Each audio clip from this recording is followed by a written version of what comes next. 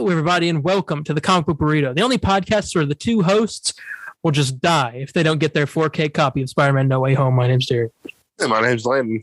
And today we have a plethora of stuff for you. We got Marvel, we got DC, and we got games. You name it, we got it. Let's talk. Landon, how you been doing? It's been about 2 weeks.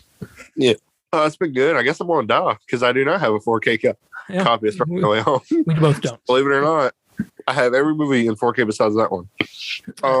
That's terrible. I'm doing all right, though. Been a pretty good week, honestly. Got some awesome Marvel's Avengers news.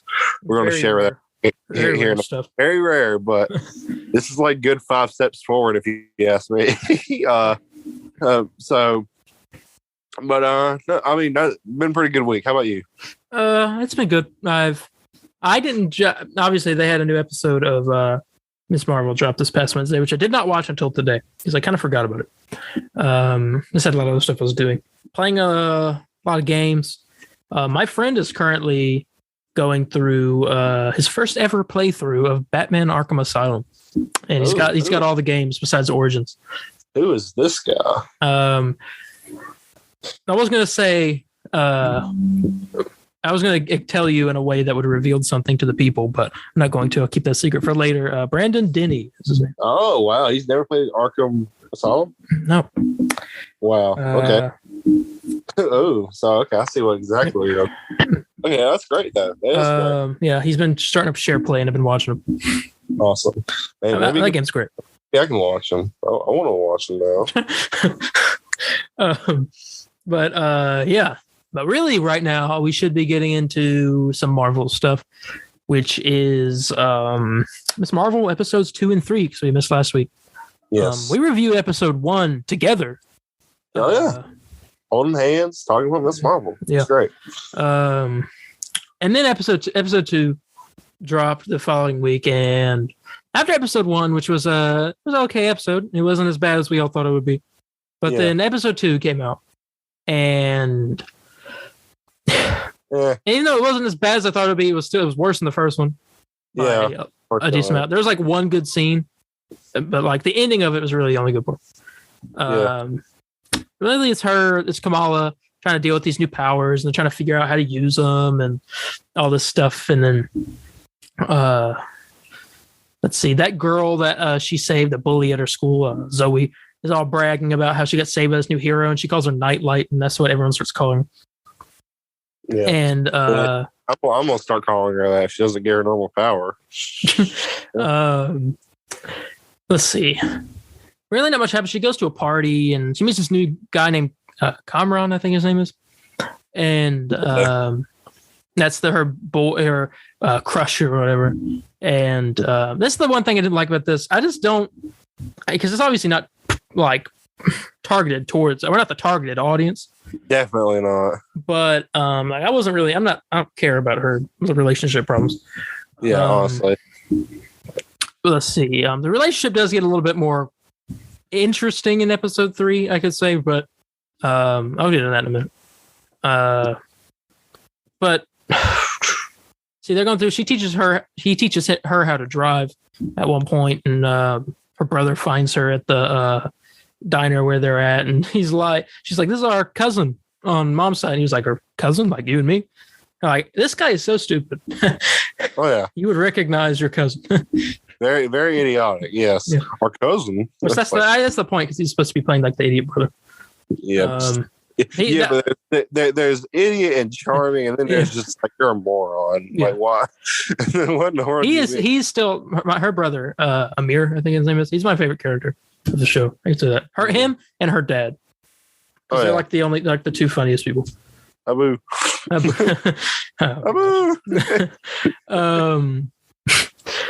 But really, they go to this like kind of, I think it's called Eid Mubarak or something. It's a Muslim tradition, I think, for something. She's there, and this kid almost falls out a window at one point, and she goes up there to save him. Use her powers, reveals to everybody who she is. Not who she is, but like reveals that there's a superhero there, and she saves the boy. But then like sees this vision of this lady, which she had seen previously too, and makes her drop the boy. And I thought the boy was going to die at one point. I was like, she's not about to kill this kid. And she saves him, but he I think he breaks his arm or something, is what I heard him say. And she runs away because she's scared, and she gets in an alleyway, and she starts getting chased by Stark drones. I don't know if you saw that. The drones that were chasing her were repurposed Stark drones from Spider-Man Far From Home. Yes, which were owned by the Department of Damage Control, so that makes sense. Mm-hmm. But they're chasing her down, and damage control people show up to get her, and she kind of escapes. She falls on the ground. Car pulls up. It's Cameron. She gets in, and she turns around and sees the lady from her vision sitting in the back seat, and says, "I've been wanting to meet you for a very long time." And then he said, "This is my mother." And the episode ends. And I was like, at first I was like, so I thought that was her great grandma that went missing or whatever. And then I was like, you tell me they're related? They just pulled a Luke and Leia. I know, honestly. But, no. That was episode 2. Like I said, not much happened big in that at all. I want to go ahead and rate episode 2 before we get into episode 3. I know my rating. What would you rate episode 2?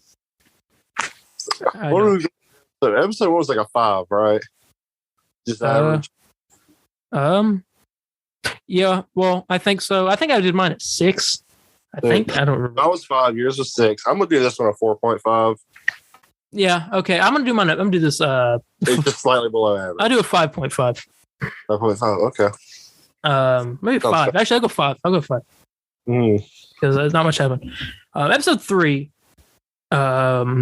I'll say this now. I just watched it not like an hour ago. Is my favorite episode so far.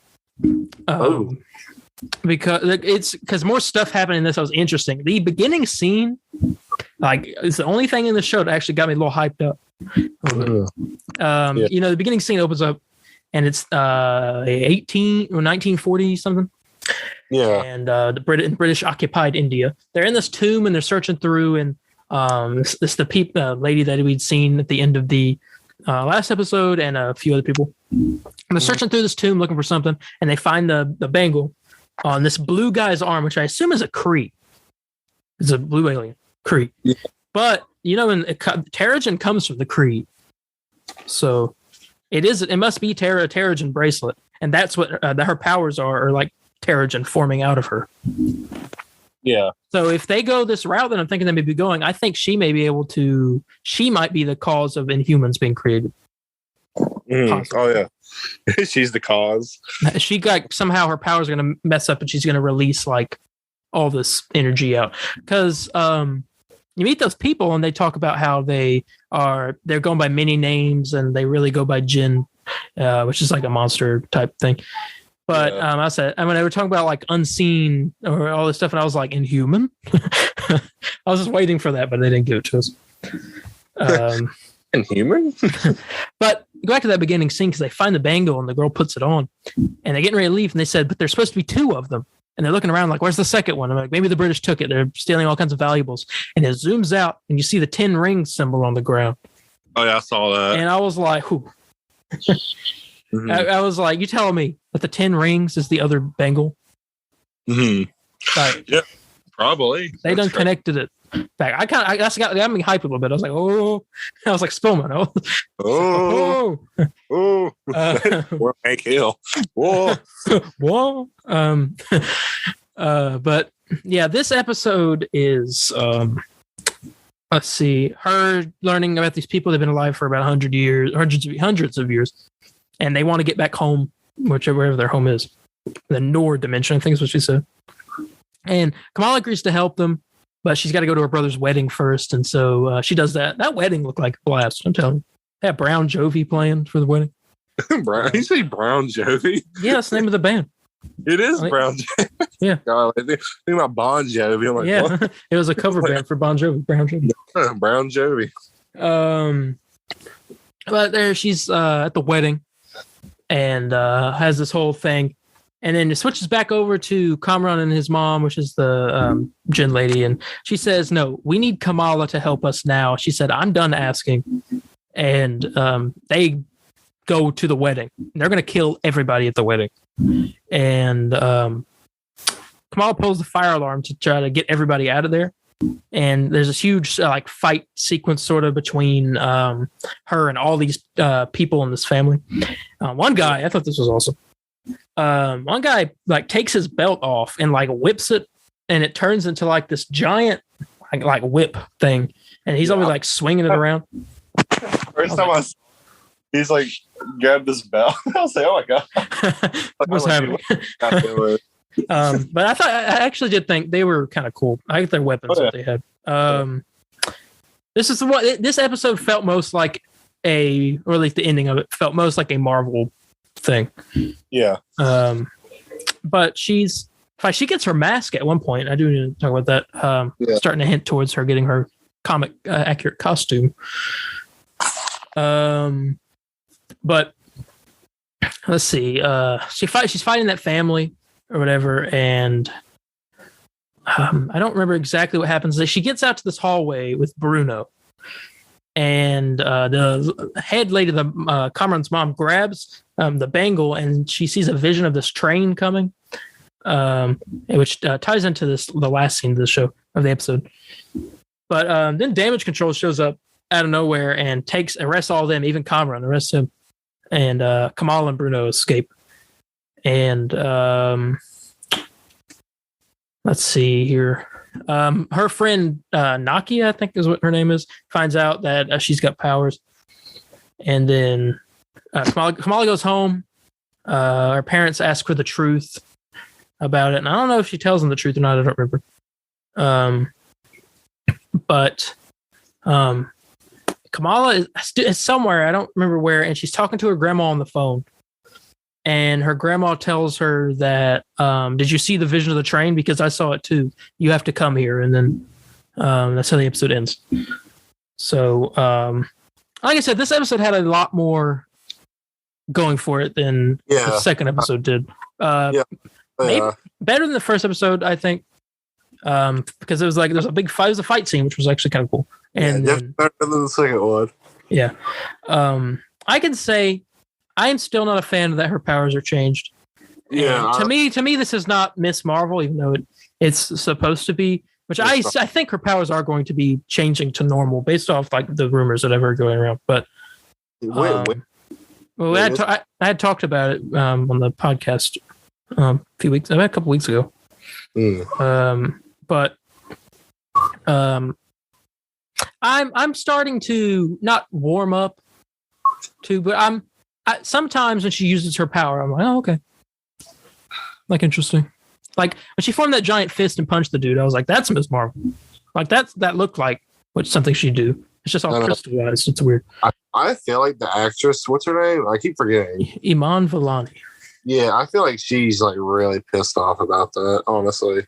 No, she probably is. But I think, though, that is perfect. That's a good casting for Miss Marvel, though. She's good. She's a good Kamala Khan. Yeah, looks the part. You know, like she's a good actress and everything. She's a more diehard Marvel fan than we are. It's more executive decisions that I think are the issues with the show. Yeah, well, I can't remember what. And then again, like, I understand that they're trying to, like, they made this show with the Marvels in mind, and I don't think a stretchy girl would have worked in that movie. It would have matched. But it's issue with the show. They had the Marvel on when she's been Miss Marvel. That's it, you know? Yeah. I'm nervous that's going to be the issue with a bunch of Marvel stuff nowadays, you know? They're too concerned with, you know what I'm saying? Hey, they're too concerned of just setting up future stuff rather than just doing it solo project. You know what I'm saying? I partly, but also, Kevin Feige, I have a thing I have to read later as part of a piece of news. Yeah. That might maybe help shed some light on stuff like that. But that is episodes 2 and 3 of Miss Marvel. But let's rate episode 3 real quick because we didn't do that. Mm-hmm. I know what I rate this episode. Yeah. For me, it's probably a 6. All right. It's probably a 7. Yeah. Okay. Yeah. But hey, I mean, it got better. If it just keep getting better, then hey, maybe. Yeah. I mean, You can go up from there. So unless it goes down. This was the peak. This was the peak, and now it's just going to go. I'm hoping it can get me to say, "Hey, Miss Marvel was a pretty good show in total." Yeah. I don't know about that beginning, but I mean, let's start. Yeah. First beginning was slow, but once episode 3 hit, it's been 8 to 9.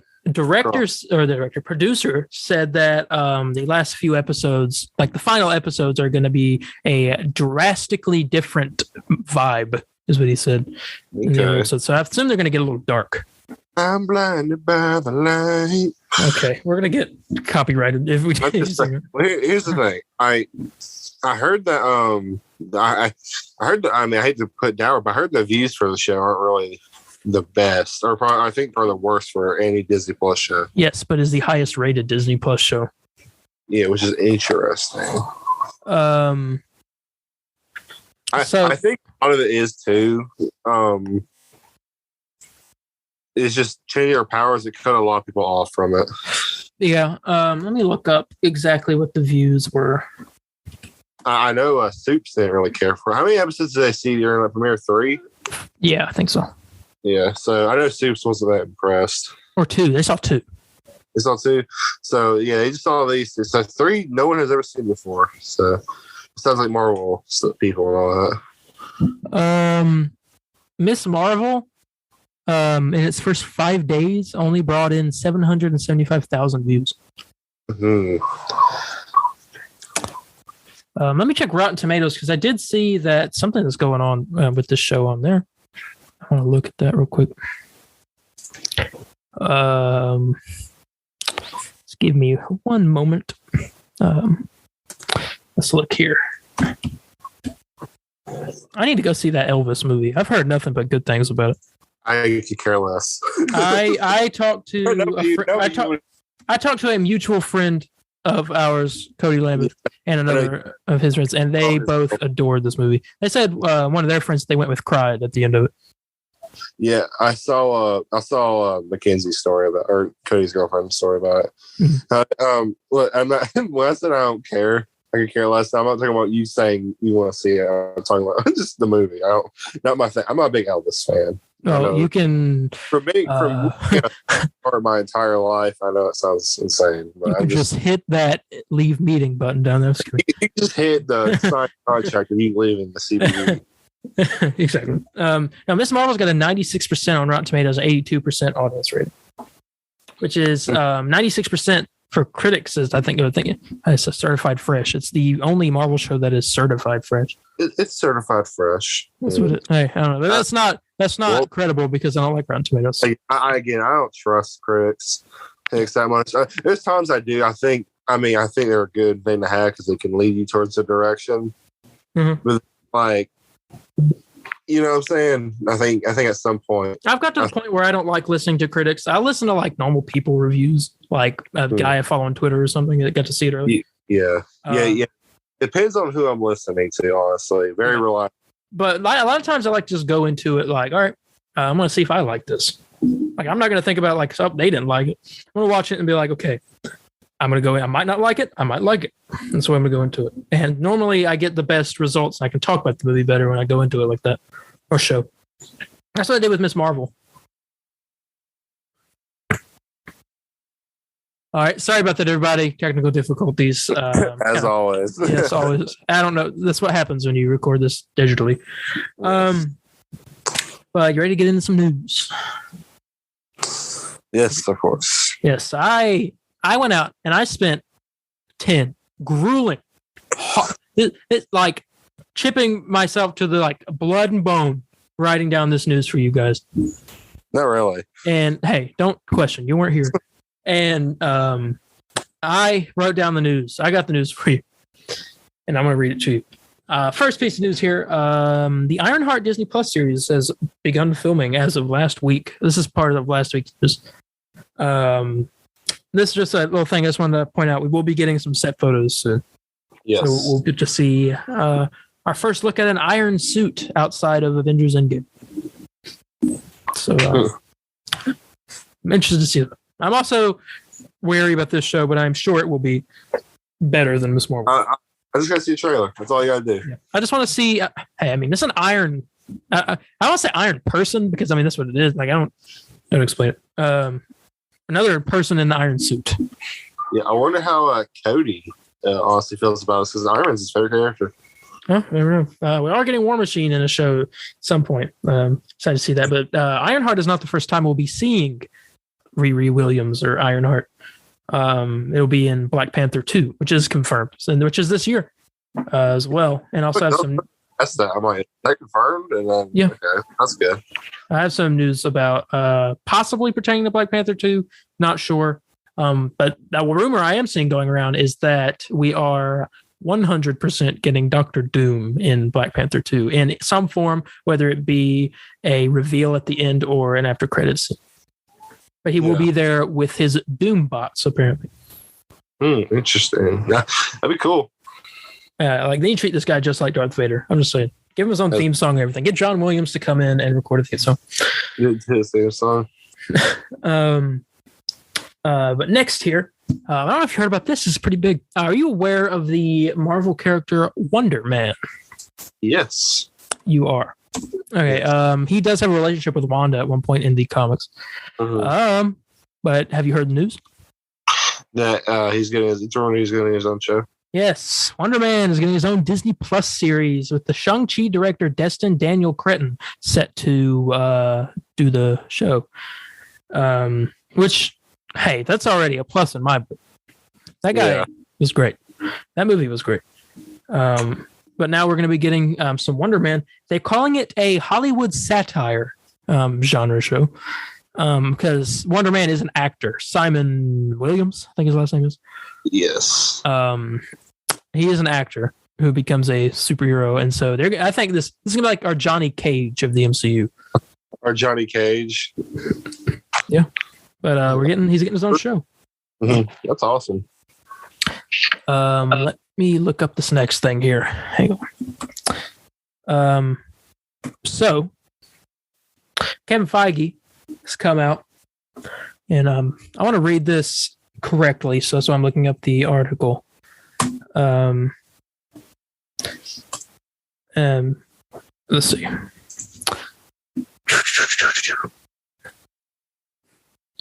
All right, here we go.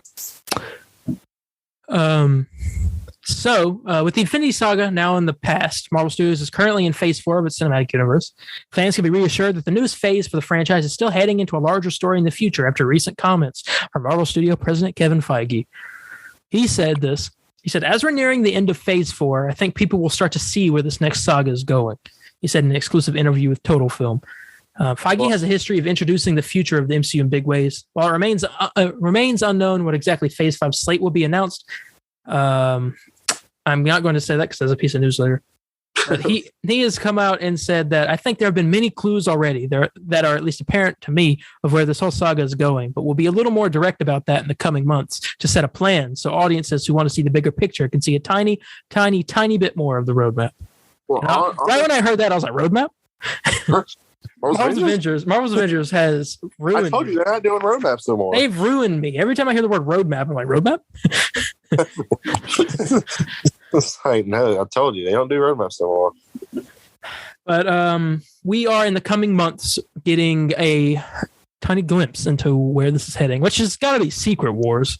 Unless that, I doubt Secret Wars is like the big end game thing. I mean, it could be, but I think it's like that's more like the Civil War. But I think Galactus is going to be like the big bad guy, or could it still be Kang? But I don't know. Honestly, I think. Okay, yeah, I mean, very galactic stuff. I mean, that's where I'd say it's been obvious of where it's going. I mean, I don't know. If I'm the only one with that, well, that's what I think it is. Yeah. I don't know at this point. I'm just here for the ride. I'm just here to watch random stuff. Like, I've grown up on so much superhero stuff. I'm like, I'm going to watch eventually, even if it takes me a while, like with Morbius, I'm going to watch all the superhero stuff that like I want to. Because like, even if it's bad, I'm still going to watch it because I'm just like that way. I just can't. Why not? I just feel like I'm like missing a part of the story if I don't. Yeah. That's how I feel. I was just thinking about that with Miss Marvel earlier, and I meant to say something, but I didn't.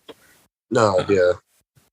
But yeah, we're going to be getting some announcements soon. You will find out what those announcements will be at because I have a piece of news about that later, which is pretty big. And I think you'll agree with me when I announce something later about it.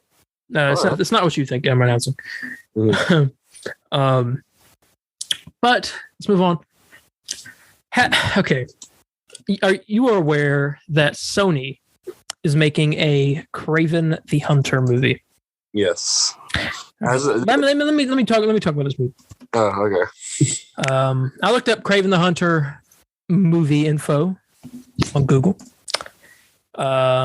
It says right here on here the movie is about a Russian immigrant. Sergei Kravenov is on a mission to prove that he's the greatest hunter in the world. Really, well. Let me read to you what this movie is really about. Yeah, please tell me what this movie is really about. I will. We just got more information from Aaron Taylor Johnson about it. He says this. Kraven is one of Marvel's most iconic, notorious anti-heroes and Spider-Man's #1 rival. All right, Nate, tell me your problems with that sentence. I wouldn't agree he's Spider-Man's #1 rival. Would you agree that he's an anti-hero? No. Exactly. See, he's not. He's a villain. His whole thing is hunting Spider-Man. I've seen him similar ways to Silver Sable, kind of. But he's mostly a bad guy. Yeah, and then he's not Spider-Man's #1 rival. That is Green Goblin. Yeah, Goblin. Goblin. Everyone knows Green Goblin is the Joker of Spider-Man. I really do want to thank you. You didn't say Venom. It's not Venom. It is Green Goblin. Venom is like. So what is Venom like? I'm trying to compare him to a Batman villain because that's like the best way to compare Spider-Man villains. Because I like the two with the biggest rogues gallery. Let's see. Venom is like what? Red Hood, kind of. What? No. I don't know. Like compared to Batman. I mean, I'm trying to think here. Compared to like Batman, he wants to kill Batman. A lot of the times.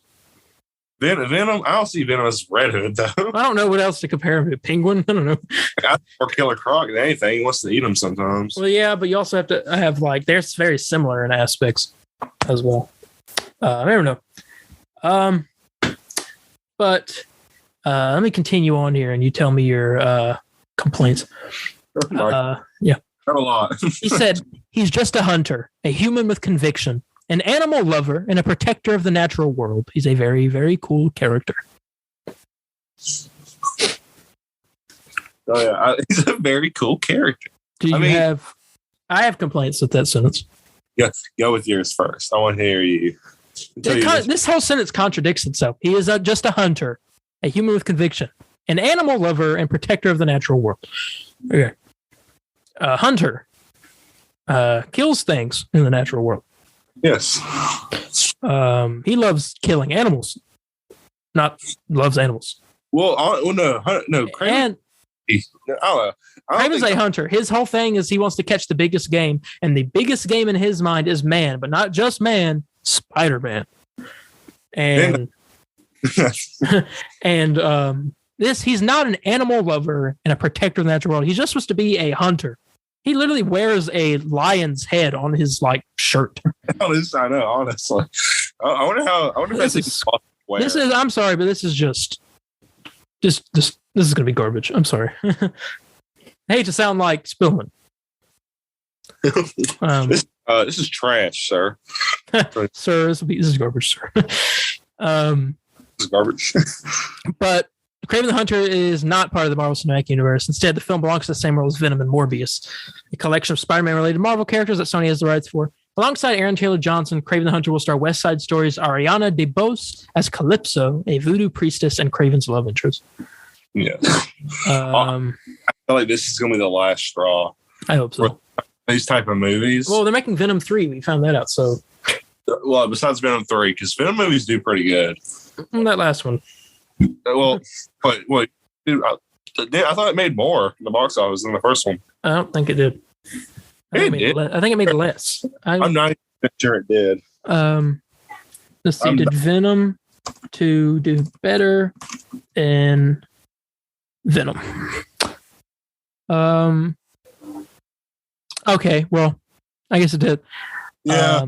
Let's see. Wait, let me read the exact thing though. Right. It only got 400 million worldwide. But it did better, so that's improvement as far as investors go. Yeah, Venom got 856 million worldwide. Oh, okay. So the second one that did worse by like half. That's kind of crazy. It is crazy. Okay. But yeah, that is I'm not looking forward to Craven. Yeah, I think he's going to bomb pretty bad. Yeah. I think it's going to be another Morbius situation. That'd be great. All right. Have you been on the Disney Plus in the last, I don't know, 4 or 5 days to watch or see Doctor Strange: The Multiverse of Madness is now on Disney Plus? Yes, I did see that. I did watch it again with my grandma, who I had talked about at the beginning when we started the podcast, that I was watching all the Marvel movies with her. And we're still caught up. She hasn't watched the newest episode of Miss Marvel. But I need to. Hey, honestly. But that movie's just good every time I watch it. Yeah. It never is not good. I like that movie. I don't care what people say. Yeah, that is now, did you like it better than Spider-Man? No Way Home? No. I did. But I mean, to be fair though, I was gonna be a bit biased with it anyways. Yeah, because John Elizabeth Olsen and Scarlet Witch and Benedict Cumberbatch as Doctor Strange. Yeah, Sam Raimi especially. Mm-hmm. Did you hear about No Way Home had Toby and Andrew? That's awesome. and all the villains. But this, like, the biggest part for this to me, every time I watch it, I just always get excited about that Illuminati scene. Oh yeah, it is cool to see Reed Richards as a Fantastic Four. I'm like, man, that's awesome. That was like the first year. And did you hear what they revealed about that? He shows up in Doctor Doom's time platform from the comics. The director confirmed, or not director, the producer confirmed that's what that was. The thing he shows up in. That's cool. Also, there was a thing. Producer talked about it, that the original script. I forgot which member they said wasn't there. But Wasp was supposed to be a part of the Illuminati. I think that would have been better than. But did you hear how she would have died? No. Oh, let me tell you about this. They said the scene would have been she shrinks down and goes to fly at Wanda, and Wanda just claps her hands and smushes the Wasp. I said that would have been so much better than Captain Marvel. I would have loved that. Like, I was just clapping it really that much. She just like smushes her. Oh yeah. She's just like in between her hands. I think they could have gotten away with it showing off like the remains, because literally, I mean, it could have been like really small, but you see her hands like clap together. And you see like a string, like blood all over her hands or something like that. Yeah, bring them in test. Like, I think they could have gotten away with that. And she just like wipes her hands and keeps going. wipes. Oh god, just wipes on the wall. Ugh. I mean, cool. But yeah. But Multiverse Madness is out now. I also did see that it is confirmed now that the music that plays when Professor X shows up is the X-Men 97 theme. So just the X-Men theme, yes. Well, the X-Men 97 theme from the animated show that's coming up. Because it was listed in the credits as X-Men 97 theme. Yeah. But now, if you look at the subtitles of the movie, it says X-Men 97 theme. Mm-hmm. So that's cool. I'm happy they're keeping that for the show when it comes out. Also, speaking of Doctor Strange, Marvel Studios Assembled for Multiverse of Madness is going to premiere on Friday, July 1st. Oh, that's great. So we get to see how it was made. I better get some behind the scenes of Reed Richards. Yeah, no, I better hear a whole thing of John Krasinski be like, yeah, I loved it. Please. I'm excited to do this in the future. I'm like, what? What? From what I did here, Fantastic Four movie is picking up speed with the what's going on with it. But apparently the opening scene is supposed to be Reed waking up from a nightmare of him dying, the way he did in Multiverse of Madness. Oh man, that would be so cool. Which would work with the whole thing of like you dream into other realities. Yeah, that'd be a cool, that would be a cool opening. Yeah, and he wakes up and it's John Krasinski. Actually, he wakes up and you think it's going to be John Krasinski, but it's Steve Carell. It's actually the guy who plays Kevin Mullen. Oh my gosh, Brian Baumgartner. That'd be great. Brian Baumgartner. Ed Helms, this Mr. Fantastic. Oh God, I would leave Ed Helms as Mr. Fantastic. Yeah, that'd be. Oh gee, now we're just gonna think of like random actors to play. Kevin Spacey. No, not now. Not now. Not anymore. Oh dang it! Can't do that. That'd be great. All right, let's move on here. Got some Deadpool news. Lay it on me. You already know about it, but they have said that Deadpool 3 will be a fish out of water movie. And it's about Deadpool being thrown into a sane world, and now he's got to cope with being here. So basically, in layman's terms, he's getting thrown into the Disney universe, and he's got to figure out what happened and how to survive in this place. Yeah, this is going to be hilarious. I can't wait. Oh yeah, that's all this movie needs to be. We get Josh Brolin as Cable, please, everything, and that's gonna be awesome. That'd be great. He sees like a thing about Thanos. And he's going to be like, he'd probably make a joke about that, I guarantee it. How it's Josh Brolin. He probably will. Most likely. If we need. Did you hear what Chris Hemsworth said about Deadpool 3? No. He said that he is talking to people about wanting to show up in Deadpool 3 so he can say he's got a one-up over Hugh Jackman and being in more Marvel movies than him. That'd be awesome. I think that'd be great. That would be great. I want something I really want, and I said need earlier, but we don't need it. I would really like to have some cool cameos in it. You know what I'm saying? I guarantee there will be. There, please, man. And like, because the movie's gonna be rated R, so we could probably get like a character we've never heard before say something like pretty great. Oh, let's get Thor to just start cussing out people.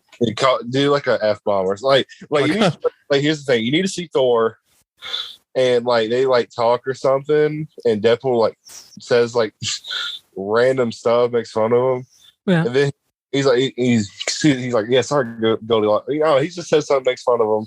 Yeah, I can't wait. And then Thor's like, what the he says it, everybody's like, whoa, and then it's just something else, you know. That would be great. I think we need that. We need that with like a character, or you know, or Sam. Oh, I think if they did Sam, I think that'd be hilarious. That's Captain America. That'd be funny. Yeah. Be like, what is it? That'd be so funny. I hope Spider-Man meets Deadpool. I know that's something everybody wants. I think they should do it. I'm just scared. You know what I'm scared about? What? Well, how is Deadpool going to act in like he's going to show up in a team movie at some point? Yeah. Like, how is he going to act in that? Because they can't make that R-rated. No, yeah, obviously they can't. So he's got to tone it down. Yeah, he's going to tone it down, but expect like. I mean, they can still like cuss. They can't like drop F-bombs left and right. Yeah. I mean, Deadpool's going to like really push the rating. Yeah. But I guess we'll see there. I'm excited for that movie. Script is, I think they're in the middle of writing the script. Yeah. Or if not done with it. I think they're, didn't they say they're about done with it? No, they just started, I know, a few weeks ago, but they could be. All right. Let's talk about Thor: Love and Thunder reactions. They're out. People get to see it, the red carpet premiere in LA. We're going to go to one of those. I want to email Kevin Feige every day until he responds, and he's going to say, no, leave me alone. Restraining order, boom. I'm sure we'll be begging enough. I mean, that TikToker just started watching Marvel movies like a week ago and was able to go to I know. Strange premiere. That's some crap, man, I'm telling you. But the main thing everyone's talking about how what's great in this movie is Christian Bale. Oh yeah. Which I already assumed he'd be great. But let me read this review right here. Thor: Love and Thunder is predictably hilarious, yet unexpectedly personal and heartfelt. Christian Bale and Natalie Portman's performances truly shine while Waititi delivers an emotional story. I think this may be my favorite Thor movie, is what the director Richard Nebbins has said. Okay. Eric Davis from Fandango teased his review. He said, That's how you say it. Whatever. Fandango was the name of an old wrestler. So I just used to saying like that.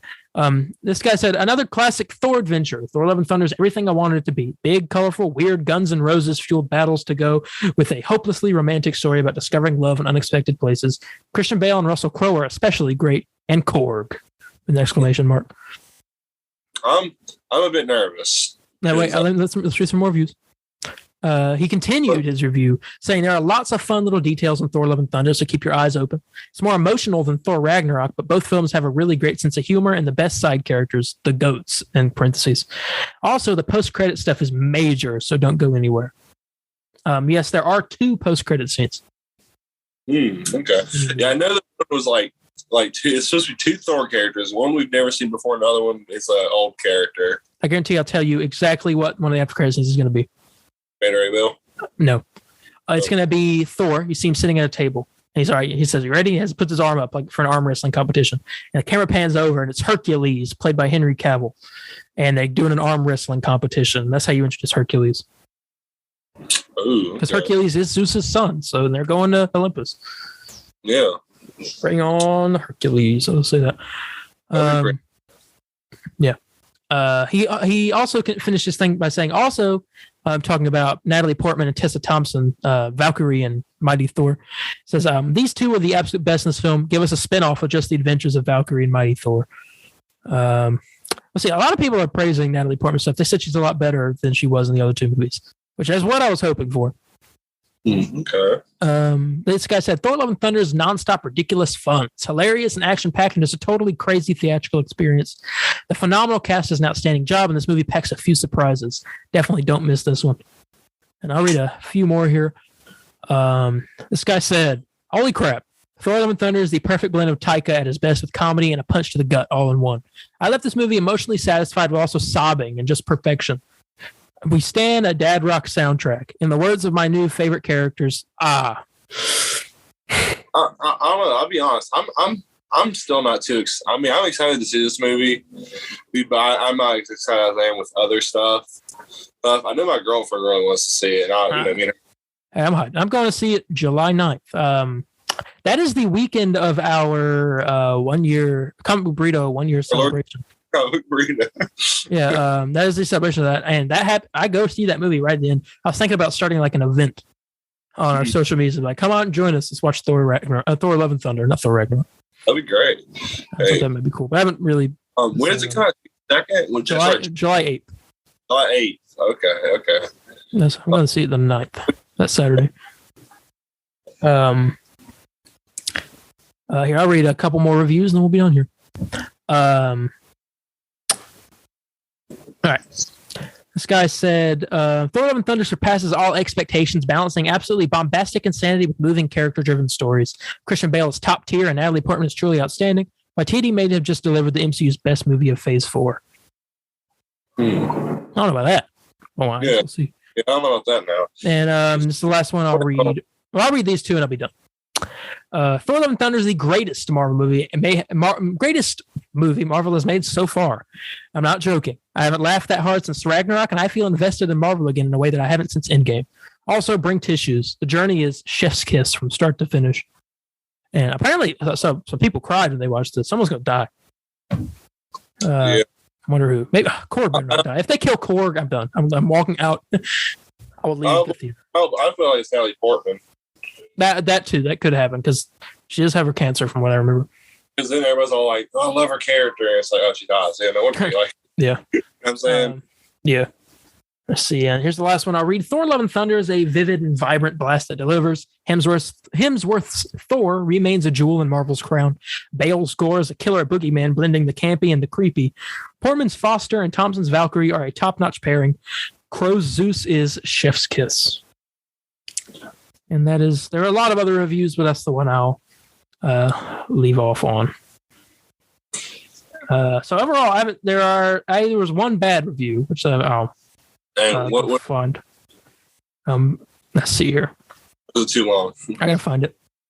Where did I left it up somewhere. Well, I guess I lost it. I guess. Oh well, that's no big deal. Well, that was the reviews for that. There are 2 post-credit scenes. Do remember that, so stick around and move on.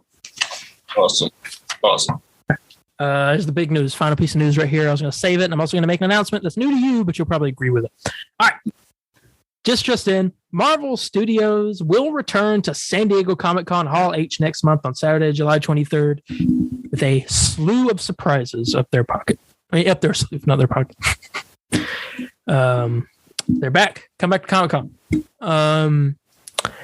This is happening Saturday night. I think they do live stream it. I'm correct, right? I don't believe they did. Well, last time they had some kind of like show or videos that they put out. There will be videos. Well, that was. So they're all like, okay, just let it populate. We are going to, and if you're okay with this, which you should be, we'll maybe do some kind of live stream or maybe play some Marvel's Avengers, and I'll sit there and wait for the news to come out, and we'll talk about it as it comes out. Yeah, I think it'll be really fun. Yeah, so we'll do that. Saturday, July 23rd. From what I'm hearing, they're supposed to be bringing some big stuff. Do you remember how the last Comic-Con ended? Because the last one they had was 2019 when they revealed Eternals and Shang-Chi and all that. Yeah, I remember it was pretty big. The last one ended with them talking about Fantastic Four, X-Men, then they dropped Blade right at the end of it. Like they dropped the big stuff, and they said that they're coming in bigger than ever in this one. Yeah, so, I mean, they better. I want some X-Men. Fantastic Four cast. Yeah, the forecast. Yeah, that'll be good. Yeah, didn't they confirm that's what they're going to announce there? No, they just confirmed that there's rumors that could be coming soon. Their announcement for that. I mean, if that movie's coming out like what, 2 years next year? Yeah, 2 years, I think. 2024. Oh, okay. Coming to Comic-Con. They come back. Before we get into the DC news, we got the part of the show that we always hate to do, but there was a death. Yeah, we got to talk about it. Legendary Marvel and DC artist Tim Sale has passed away. Unfortunately, yes. Tim Sale is responsible for many books that a lot of people love. For example, let me just get a list so I can read them all. I do know Long Halloween is one of them. That's the big one. He did Haunted Night, which is a book that I do own. Tim Sale was supposed to be at Heroes Con, which I was going to get my book signed, but unfortunately, he did pass. He wrote books such as Daredevil Yellow, Hulk Gray. Yes, which is fantastic, by the way. I love it. All right. Oh, he did the art for it, not wrote. Superman Kryptonite, a lot of Batman stuff. Superman Confidential, Batman Dark Victory. He's done a lot of stuff. Superman for All Seasons is another thing he did. But yeah, a lot of the comics he wrote is what inspired the Batman movie. Yeah, he did pass away June 16th in Seattle, Washington. Yeah. And our condolences to his family. He was 66 years old. Yes. Oh, very. I'd consider that kind of young. All right. Let's go ahead and move on here. Now, to cheer everyone up a little bit, we're going to get into, I know, everyone's favorite segment of the show. What's up with Ezra Miller? Oh, my God. Because this it was a joke the first time we mentioned this show. It is no longer a joke. This segment, I was like, oh, it's the second time something crazy happened. I want to say, say it's a joke, but no, I think this is going to be an every weekend second segment for us here at the Comic Burrito. So what we missed last week was that he posted a bunch of memes on his social media teasing the police because they're looking for him. They were looking for him. He's teasing him, saying he's in another dimension, and then putting all this stuff out there. And then he deleted his social media account. But this just in. As of yesterday. It's crazy because it gets worse and worse. The actor Ezra Miller has been accused of housing young children in unsafe conditions, according to a new report. Rolling Stones magazine alleges that Miller, who is non-binary and uses they-them pronouns, has been hosting a 25-year-old mother and her 3 young children at the actor's 39-hectare, 96-acre Vermont farm. This arrangement is apparently of concern to the children's father, as well as others with knowledge of the situation, as they believe it to be unsafe. Rolling Stone says sources have reported unattended guns lying around the home, with one recalling an instance in which a 1-year-old child allegedly picked up a bullet and put it in her mouth. Video footage seen by Rolling Stones apparently shows at least 8 assault weapons, rifles, and handguns lying around the living room, with some weapons propped up next to a pile of stuffed animals. The magazine's sources also allege frequent and heavy marijuana use in front of the children, with little concern about proper ventilation. Miller is said to run a cannabis farm on the property. However, the mother of the children claims Miller helped me finally have a safe environment for my 3 very young children, apart from her violent and abusive ex. Ezra's home ranch has been a healing haven for us, she tells Rolling Stone. They may have firearms for self-defense purposes, and they are stored in a part of the house that the children never go in. My kids are able to relax more into their healing because the safety and nurturing Ezra has been providing for them. Mm-hmm. Miller has provided lodging at the farm for the mother and her children, who are aged 1 to 5 since mid-April. Miller first met the family the previous month while in Hawaii, where the actor was also arrested twice, once for disorderly conduct and harassment, and one for second-degree assault. The father of the 3 children is now, with the 3 children Miller is now housing, says the actor flew them and their mother out of Hawaii without his knowledge, and that he has not been able to speak to them since. Following Miller's return to the mainland, a temporary order of protection was made against Miller on behalf of activist Dakota Iron Eyes after the 18-year-old's parents told a court Miller had held sway over their child through violence, intimidation, threat of violence, fear, paranoia, delusions, and drugs. Lord, my girlfriend's giving me the craziest look right now. She's like, "Oh my god!" Ladies and gentlemen, this is our Barry on. Yes. You know what? I've been thinking. I think we should write this into the comic book. There's an actor that's been playing the superhero. Every issue you find out something crazy he's done. We should put this into a comic book. It just occurred to me. I already wrote stuff for comic book. Well, we're rewriting everything. Oh, no. The whole series. Oh, sorry, too much work. But yeah, there's half of what's up with Ezra Miller. That's only half. Honestly, we'll see you next week with what's going on with I got some more right now. This is good. Yeah, more. Ooh, good news. Ready for this? Brace yourself. Yourself. This. Warner Brothers has decided that Ezra Miller will not be a part of any future DC project after The Flash. That took them a good while to figure that out, but yeah, that's true. But this is good news. It is great news. But the question is now, how do you market this movie? With special star Ezra Miller. See, I am so mad that this is going on. He's ruining this movie. This movie's ruined by him. Everyone's favorite lunatic, Ezra Miller, stars in The Flash. See, you know what this movie is supposed to be, but it's now been ruined, tarnished by what Ezra's doing. But you know what this movie was supposed to be for us? The return of Michael Keaton as Batman. The final movie with Ben Affleck as Batman. All this has been ruined now because of what Ezra's doing. Oh yeah, Ezra is a menace. Yeah, and now what I found out is that apparently they're supposed to be releasing this movie on HBO Max. Oh, they're not going to do it in theaters? Well, I read just yesterday that someone was talking about that it's supposed to be released on HBO Max instead. That's interesting. Yeah, it's interesting that they would go that route. I mean, I get why. They probably like for a 200. I mean, this is I think at least $200 million movie. And something I bet. Here's the thing. I was thinking this too. I wonder if literally they release it in theaters. I know Twitter will probably have an outrage saying we're not going to go out to theaters and support this movie. You know what I'm saying? Yeah. And they're all like, man, we don't even want that. So it would look good press on us. We just release it free. You know what I'm saying? Yeah. See, every actor or actress with come up with a new movie act crazy just so we can get it for free. Thank you. I mean, hey, why not?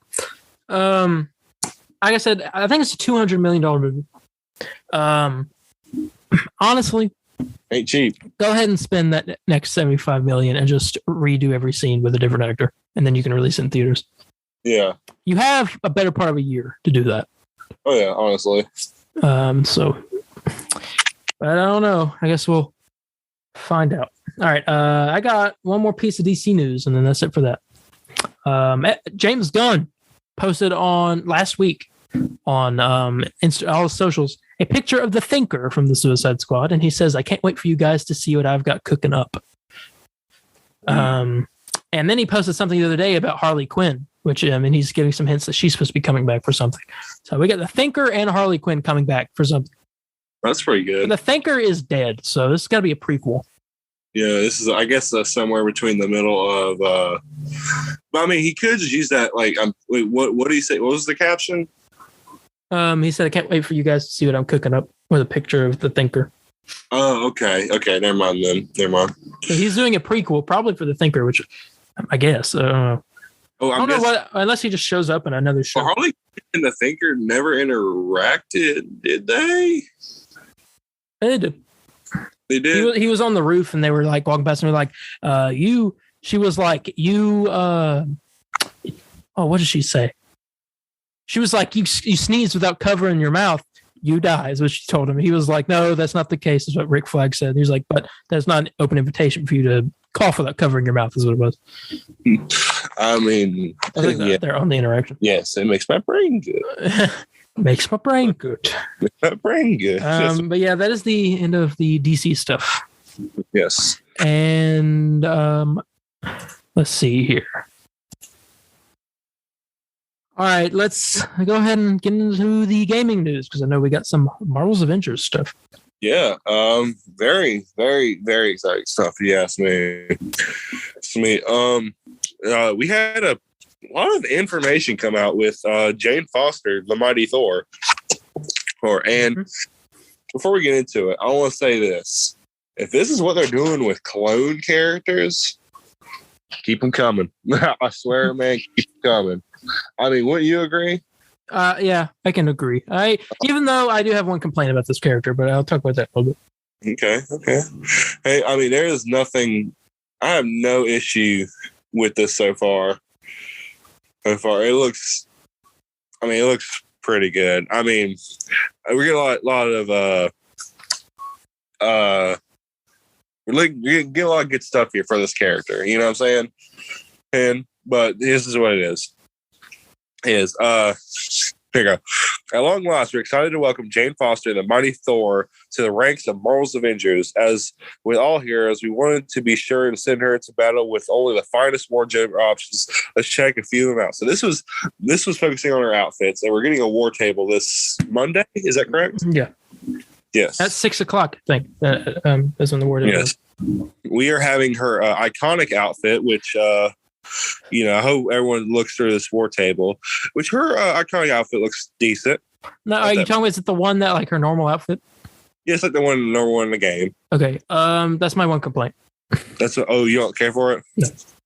No. I want her to look like, that's why I like that one outfit that we got a leak of, because that's Jane Foster, Mighty Thor. I don't like the normal one. It's just too, I don't know how to explain it. I just don't like it. Well, something I was supposed to use. I don't care for the helmet. Yeah, that is one thing. The outfit did look pretty good. The helmet is just weird. Yeah, the helmet just makes the eyes look weird. Yeah. So it's called the Mighty outfit, which is the one you really liked. Mm-hmm. This is like what it looks like currently in the comic books right now. And I will say it does look good. I mean, not my favorite, but it looks good though. Mm-hmm. Next outfit we got was Valkyrie outfit, which they didn't show us the suits of the game. Keep on, they showed us just concepts. Yeah. And I mean, it looks all right. I don't care for it that much. My favorite is Thornton's outfit because it's a very classic Thor look. Yeah. And I don't know. I really love that look. You know, I mean, I like having my characters wearing the classic costumes in the game. And so this is pretty good, and it also shows the combat effects with it, and with the eyes glowing and everything. It looks fantastic. So that'll probably be what I'll get my Jane Foster to wear. And so, I mean, that's pretty much all the news we have for her right now. We've seen what she looks like, that she's having her story. Apparently, she's teamed up with Loki to take down evil Odin. And so evil Odin, that's interesting. Well, and they did reveal, I think in that little trailer video thing they put up, that there are like variants of characters, and the recolors are the variants. Yeah. Which is interesting. Yeah, so we've been so what I guess I technically have 616 Avengers because it's all just classic outfits. There you go. Yeah, I'll be was it Tuesday? Yeah, okay. I'm excited. I hope we see some combat. We get to see how she plays. Maybe next weekend we can do I don't know. I'd like to do some Marvel's Avengers streams because we've never done that before. Yeah. We talk about it all the time. Might as well do a video of it. Mm-hmm. But yeah, I'll be checking it out. You know the character I'm looking forward to though. Like the only one that I'm waiting for. Yes, Bucky. Which please give me. Go right. I could see possibly an August thing. Oh please. I thought She-Hulk would be in August though because that's when the show drops. I was saying I think She-Hulk and Winter Soldier, either She-Hulk's August or Winter Soldier's August. And the next one will be October. And then Captain Marvel will be December. All right. That works. Yes. What gaming news we have? Unless I am missing. There is some gaming news. I have some. You have some? We'll release it on. I'm probably being stupid. The Avengers Endgame art director is doing the art for Spider-Man 2. Oh, that is, I swear, I don't know why did I even forget about that. I'm excited. Very excited. Well, we should be getting news for that soon, right? Or something about it, because it comes out in maybe less than a year. You never know. Well, it's next year. So, yeah. But then again, though, God of War Ragnarok's supposed to be coming out in literally any time in the next few months, and I've got nothing for it besides one trailer. Well, as it was supposed to have a state of play for God of War this Thursday. This Thursday? Apparently, it just hasn't been announced yet. So maybe expect an announcement Sunday or Monday. Ooh, that gets me excited. You said that's all the gaming news, right? Yes, that's all. I got a couple more things to talk about before we end this off. This isn't superhero related, but it is related. It's something I went to the theaters recently with my grandpa to watch the new Top Gun movie, Top Gun Maverick. I had never seen the first Top Gun until the other week. I decided to watch it. Now I finally understand when Landon talks about Iceman. Yeah. Awesome, right? That movie was awesome. And then Top Gun Maverick, man. It was so good. Don't tell me, man. I haven't even seen it. You gotta watch it. You gotta go watch it. Val Kilmer is in it in a really good scene. I was gonna spoiler, dude. No, you would have already known that. No, I did not. And you should have already known that he was in the first one. Why didn't you be in the second one? Yeah, because in the trailer it implies he's not going to be there, and I assumed he wasn't because due to Val Kilmer having that whole thing. His issues, yeah. Yeah, he was in Jay and Silent Bob reboot, and he had those issues. Oh, I didn't watch it. But you're in for a treat. Every time I see Val Kilmer, I'm like, it's Batman. I'll get drive through. Or Kiss from a Rose starts playing. Please, that needs to be in every scene he's in. It is a really good movie. Really good. Miles Teller, he was in it, plays Rooster. He played Mr. Fantastic in the Fant Four Stick movie. Yeah. He's a way better actor than I thought he was. Yeah. That movie was not good for his career. It's pretty good. Yeah. Yeah, definitely go check that movie out. Yes. And let's see. I got one more thing I want to talk about. Coming up in mid-July, and if you check my at least my Instagram, and I posted it on my story on there. Mid-July, we have something coming out. Obviously, you know that me and Landon are writing a comic book, or finished writing a comic book now, called Nightwatcher and Killzone. And we have gotten a voice cast together. And we are in the early stages of getting an audio book version of this comic out there for you guys. And now, really, I'm not sure if it'll be more of an audio comic, more of just a script read. But I'm only posting it on YouTube for our listeners here. I'm going to make it. I'll see if I can make it private for just the people that are subscribed. I think I'm able to do that. Something I'd like to do is some point we update it where we actually have panels from the comic overlapping of what's going on, like a motion comic. Yeah, that'll take a while though. But this is good right now to have people get an idea, and I like to see their pictures in their heads of how these characters look and everything. You know. Yeah, and this book will probably be a little while before it's released, but we're gonna go ahead and get that script read out there. And I want to call them out on the show. Well, I mean, just everyone we have. I mean, I don't know if we're ready to announce them yet. I mean, but we can. Well, do you want to? I mean, next month. I mean, why not? Right. All right. I'll let you do the honors. All right. Here is the voice cast for our comic book. You're getting the reveal of most of the important characters of this story. The villain of the book, Dr. Spillman, which we revealed on our socials, will be voiced by John Spillman himself. Yes, because that is his character.